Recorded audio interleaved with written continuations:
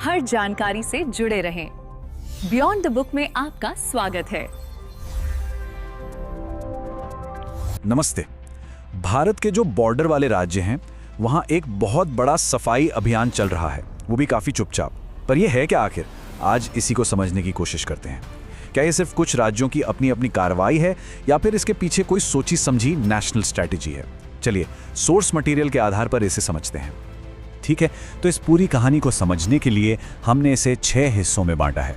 हम शुरू करेंगे असम से, वहाँ क्या हो रहा है, और फिर धीरे धीरे इसके पीछे के बड़े नेशनल पैटर्न और असली मकसद को समझने की कोशिश करेंगे। तो सबसे पहले बात करते हैं असम की। सोर्स मटेरियल के हिसाब से यही वो जगह है जो इस पूरी हलचल का सेंटर पॉइंट है, और यहाँ हाल ही में जो कुछ हुआ है उसने एक बहुत बड़ी बहस छेड़ दी है। तो सोर्स के मुताबिक असम में जो एक्शन हुआ है उसका स्केल बहुत बड़ा है। मतलब लगभग 6000 बीघा जंगल की जमीन खाली कराई गई है। अब अंदाजा लगाने के लिए सोचिए, ये कई 100 फुटबॉल फील्ड्स के बराबर का एरिया है। और इतनी बड़ी जमीन को खाली कराने का मतलब क्या हुआ? इसका मतलब हुआ कि लगभग 1700 घरों को वहां से हटाया गया। सोर्स का कहना है कि ये सारे घर जंगल की जमीन पर मतलब अवैध तरीके से बने हुए थे। अब सोर्स के मुताबिक ये एक्शन सिर्फ सरकार की मनमानी नहीं थी, इसके पीछे असम हाई कोर्ट और यहाँ तक कि सुप्रीम कोर्ट के साफ साफ ऑर्डर थे। कोर्ट ने कहा था कि जंगल की जमीन को अतिक्रमण से मुक्त कराया जाए। तो सवाल ये उठता है कि इतने बड़े पैमाने पर जो ये एक्शन हो रहा है, इसके पीछे चेहरा किसका है? सोर्स मटेरियल एक ही नाम की तरफ इशारा करता है, असम के चीफ मिनिस्टर हिमंत बिस्वा शर्मा। शर्मा की पॉलिटिकल जर्नी काफी दिलचस्प रही है।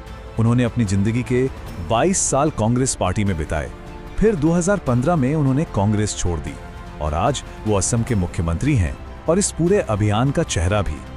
सोर्स के हिसाब से शर्मा के कांग्रेस छोड़ने की वजह पॉलिटिकल कम और पर्सनल ज्यादा थी। उनका दावा है कि राहुल गांधी के साथ एक मीटिंग में उनके साथ कुछ ऐसा हुआ जिसे उन्होंने अपना अपमान समझा, और बस यही वो पल था जिसने उन्हें पार्टी छोड़ने पर मजबूर कर दिया। एक तरह से ये उनके पॉलिटिकल करियर का सबसे बड़ा टर्निंग पॉइंट था। चलिए अब जरा जूम आउट करते हैं और बड़ी पिक्चर देखते हैं। सोर्स का जो मेन दावा है वो ये है कि असम में जो हो रहा है वो कोई अकेली आइसोलेटेड घटना नहीं है, बल्कि ये एक बड़ी कोऑर्डिनेटेड स्ट्रैटेजी का हिस्सा है जो भारत के कई बॉर्डर स्टेट्स में एक साथ दिख रही है। और सोर्स का ये भी दावा है कि ये पैटर्न सिर्फ असम तक ही नहीं रुका है। उत्तर प्रदेश, उत्तराखंड, जम्मू कश्मीर और बिहार, इन सब राज्यों में भी ऐसी ही कार्रवाई हो रही है। और बात यहीं खत्म नहीं होती, कहा तो ये भी जा रहा है कि अगला नंबर पश्चिम बंगाल का हो सकता है। और ये जो पैटर्न है ये हर राज्य में अलग अलग शक्ल ले रहा है। जैसे सोर्स के मुताबिक उत्तर प्रदेश में नेपाल बॉर्डर पर जो अवैध धार्मिक स्ट्रक्चर्स हैं उन्हें गिराया जा रहा है। उत्तराखंड में सरकारी जमीन पर बनी मज़ारों के खिलाफ ड्राइव चल रही है, और जम्मू कश्मीर में तो हजारों हेक्टेयर जंगल की जमीन को खाली कराया गया है। तो सवाल यह है कि आखिर ये सब हो क्यों रहा है? सोर्स इसके पीछे 2 बड़ी वजहें बताता है। पहली, नेशनल सिक्योरिटी की चिंता, और दूसरी एक बहुत बड़ा इकोनॉमिक प्लान। अगर हम सिक्योरिटी की बात करें तो इसका मकसद है अवैध घुसपैठ, ड्रग्स और हथियारों की स्मगलिंग पर लगाम लगाना और टेरर नेटवर्क को तोड़ना। और अगर इकोनॉमिक एंगल से देखें तो प्लान बहुत बड़ा है। एक तरफ भूटान के साथ मिलकर एक विशाल ग्रीन सिटी प्रोजेक्ट पर काम करना है, और दूसरी तरफ असम को भविष्य का एआई और डेटा सेंटर हब बनाना है।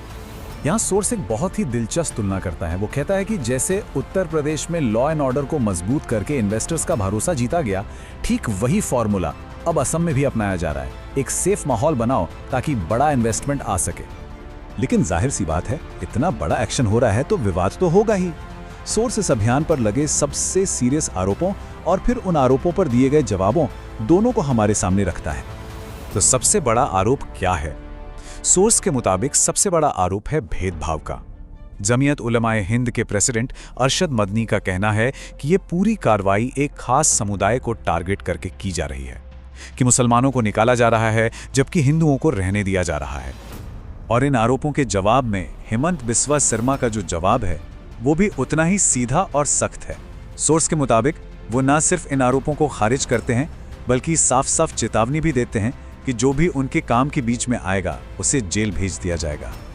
और अब आते हम अपने आखिरी हिस्से पर, जो इन सारी बातों को एक साथ जोड़कर एक बड़ी तस्वीर पेश करता है।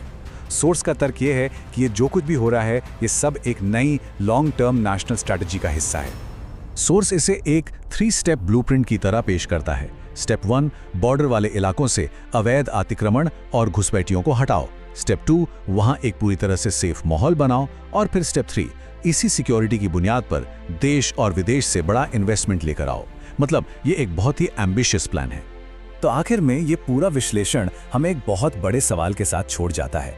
क्या ये वाकई बॉर्डर को सिक्योर करने और इकोनॉमिक डेवलपमेंट का एक नया और असरदार मॉडल है, या फिर ये एक ऐसी स्ट्रैटेजी है जो देश के अंदर ही और ज्यादा टकराव पैदा कर सकती है? खैर, इसका जवाब तो आने वाला वक्त ही देगा।